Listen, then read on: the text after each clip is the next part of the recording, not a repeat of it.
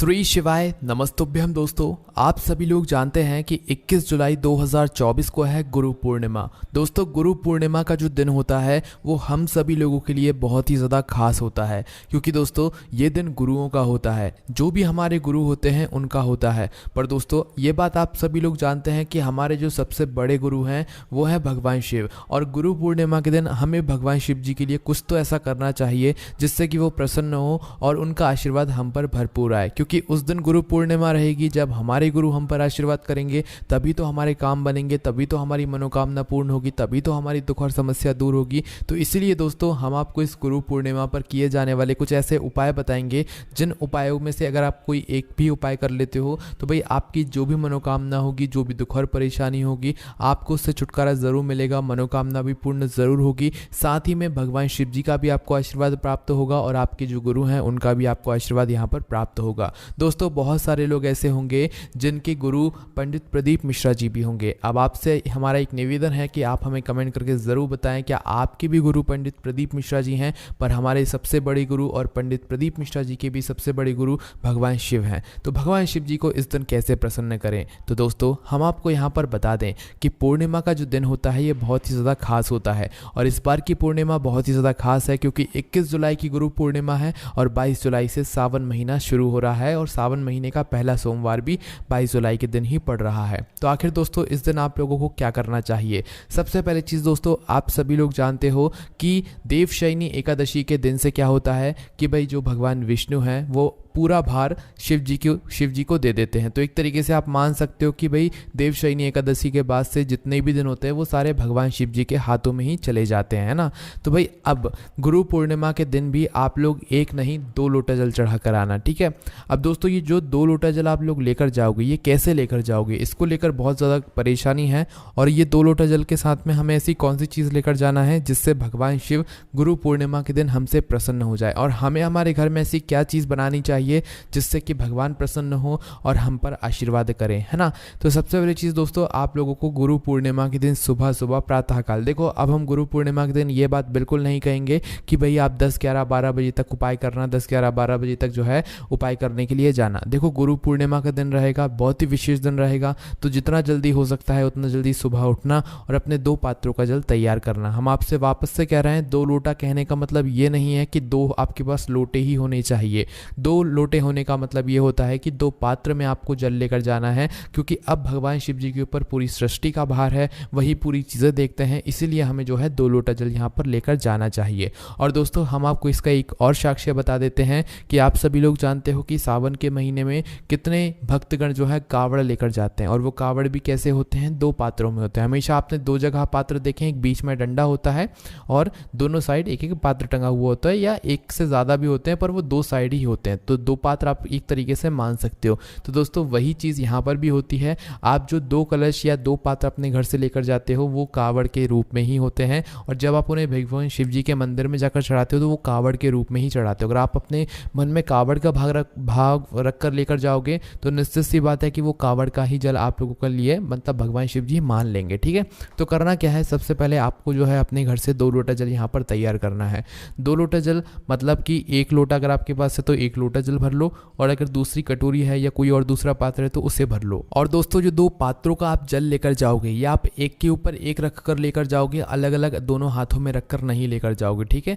जैसे कि आपने अपने घर से जो है जल भरा, अब ये जल कहाँ से भरोगे दोस्तों, ये जो जल है ये आप अपने ही घर के परिंदे से भरोगे। दोस्तों आप लोगों को शायद याद होगा, पंडित जी ने एक बार मिट्टी के जल वाला उपाय भी यहाँ पर बताया हुआ था। तो दोस्तों अगर आपके घर में अभी भी मटका रखा हुआ है या मिट्टी के पात्र का जल अगर आप लोग ले सकते हो तो भाई वो वाला जल लोगे तो और अच्छी बात है। उस जल को लेने के लिए दोस्तों आप लोगों को एक दिन पहले, मतलब गुरु पूर्णिमा के एक दिन पहले की जो रात्रि होगी, उस रात्रि में किसी भी एक मिट्टी के पात्र में इतना जल भरना है कि वो आपके 2 पात्रों के अंदर आ जाए, है ना। तो कोई भी एक मिट्टी का पात्र या मटके के अंदर जो है आप लोग जल भरकर रात्रि में रख देना, है ना। और उसे कहाँ पर रखना, अपने ही घर के रसोई घर में परिंदे के पास में रखना, क्योंकि वहाँ पर आपके पितरों का स्थान होता है और वहीं से जल भरकर हमें ले जाना होता है ना। तो भाई मिट्टी के पात्र का आप लोग जल रख देना और उसे पूरी रात भर रखे रहने देना। गुरु पूर्णिमा के दिन जैसे ही आता है सुबह सुबह आप लोगों को उस मटके से जो है आप लोगों को जल निकालना है, या मिट्टी का जो भी पात्र है जिसके अंदर आपने जल रखा हुआ है भाई उस पात्र को जो है उस पात्र में से अपना जो जल है वो निकाल लेना है। मिट्टी का पात्र लेकर नहीं जाना है, मिट्टी के पात्र के अंदर से जल निकालना है और अपने जो 2 पात्र हैं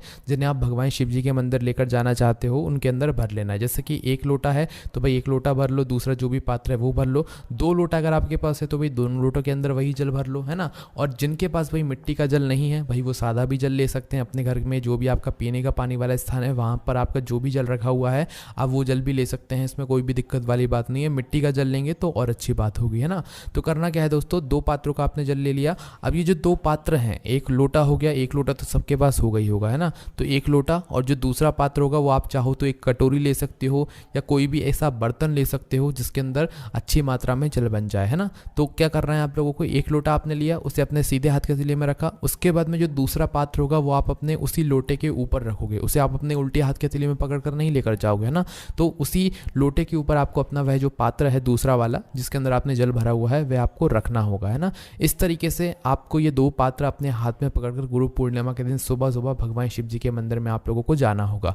पर दोस्तों क्या इन 2 पात्रों के अलावा कोई और भी ऐसी चीज़ है जो कि हम अगर इस गुरु पूर्णिमा के दिन लेकर जाएं भगवान शिव जी को समर्पित करने के लिए, हमारे सबसे बड़े गुरु को समर्पित करने के लिए, तो क्या वो हमसे प्रसन्न हो जाएंगे? जी हाँ दोस्तों, एक और चीज़ है, वो है दोस्तों एक चावल का दाना।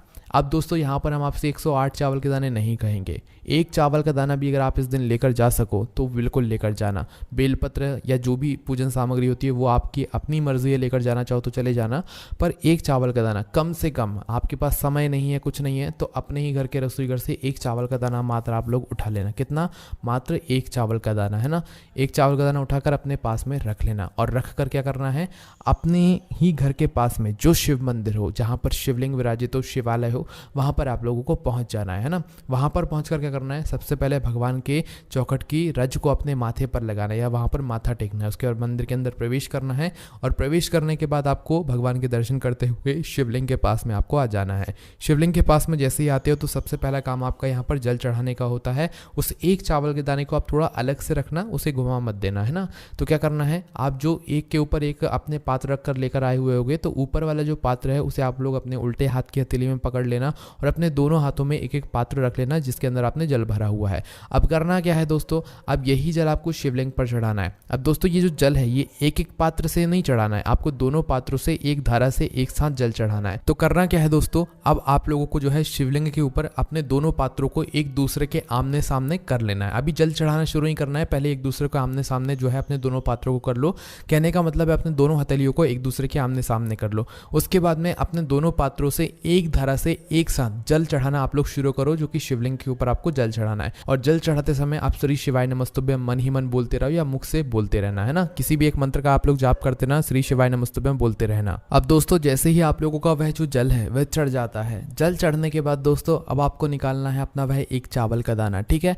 1 चावल का दाना निकलने के बाद क्या करना है आप लोगों को, इस चावल के दाने को बिना कुछ बोले भगवान शिव जी की शिवलिंग पर समर्पित करना है। अब हम आपसे ये नहीं कहेंगे आप मनोकामना बोलो, दुख और परेशानी बोलो, कुछ मत बोलो, क्योंकि जब आप किसी भी उपाय को करने के बाद अपनी मनोकामना या दुख और परेशानी बोलते हो तो आपको उतना मिलता है जितना आपने बोला हुआ है। पर जब आप सिर्फ उपाय करते हो, भगवान को प्रसन्न करते हो, तो भाई भगवान आपको इतना कुछ प्रदान करते हैं जिसकी आपने कभी कल्पना भी नहीं करी हुई होती है।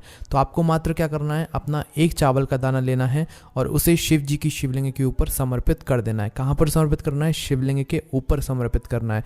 अब जिसको भाई अपनी मनोकामना बोलना है तो वो है चावल का दाना समर्पित करने के बाद आप बोल सकते हो, जिसको नहीं बोलना है भाई वो भगवान के सामने बैठकर 2 मिनट श्री शिवाय नमस्तुभ्यम का आप लोग वहीं पर बैठकर जाप कर लेना, है ना। जाप करने के बाद भगवान को धूप देकर वहां से उठ जाना और आपका ये 2 लोटा जल वाला उपाय इस गुरु पूर्णिमा के दिन पूरा हो जाता है, जिससे भगवान शिव आपसे प्रसन्न होंगे, ठीक है। अब दोस्तों बात आती है कि आपको अपने घर में ऐसी क्या चीज़ बनानी है इस गुरु पूर्णिमा के दिन और क्या करना है ऐसा जिससे कि भगवान प्रसन्न हो। तो सबसे पहली चीज़ दोस्तों, आप सभी लोग जानते होंगे कि पूर्णिमा के दिन सत्यनारायण भगवान की कथा होती है। तो भाई जो लोग सत्यनारायण भगवान की कथा करा सकते हैं भाई वो लोग कथा ज़रूर कराना, क्योंकि इससे आपके घर में सुख और शांति बनी रहती है, साथ ही में भगवान का आशीर्वाद भी सदैव आपके ऊपर बना रहता है। इसके साथ ही में दोस्तों सबसे ज़रूरी चीज़ जो आपके घर में इस दिन बननी चाहिए वो बननी चाहिए खीर। किस चीज़ की खीर? चावल की खीर, है ना। देखो सुबह बनाओ चाहे शाम को बनाओ, पर एक टाइम तो आपके घर में इस मतलब पूर्णिमा के दिन, विशेष रूप से गुरु पूर्णिमा के दिन चावल की खीर ज़रूर बननी चाहिए, है ना। और अगर आप लोग अपने गुरु से मिलने के लिए जाओ या कहीं पर भी जाओ अपने गुरु से मिलने के लिए, तो उनके लिए कुछ ना कुछ अपने हाथों से बनी हुई चीज़ ज़रूर लेकर जाना है, चाहे फिर वो खीर ही क्यों ना हो, है ना। तो भाई ज़रूर लेकर जाना, खाली हाथ बिल्कुल मत जाना। तो करना क्या है दोस्तों, सुबह या शाम किसी भी एक समय पर आप लोगों को अपने घर में चावल की खीर बनानी है, और उस खीर का सबसे पहले अपने ही घर के मंदिर में लड्डू गोपाल को भोग लगाना है, सभी भगवानों को भोग लगाना है। जैसे ही आप अपने घर में सभी भगवानों को उस खीर का भोग लगाते हैं, उसके बाद में इस खीर को अपने घर के सभी सदस्यों को आपको देना भी है, सबको खिलाना भी है, ठीक है। इससे होगा क्या दोस्तों, अगर गुरु पूर्णिमा के दिन आप इस चावल की खीर को अपने घर में बनाकर भगवान को भोग लगाकर सभी लोग ग्रहण करते हैं, तो इससे आपके घर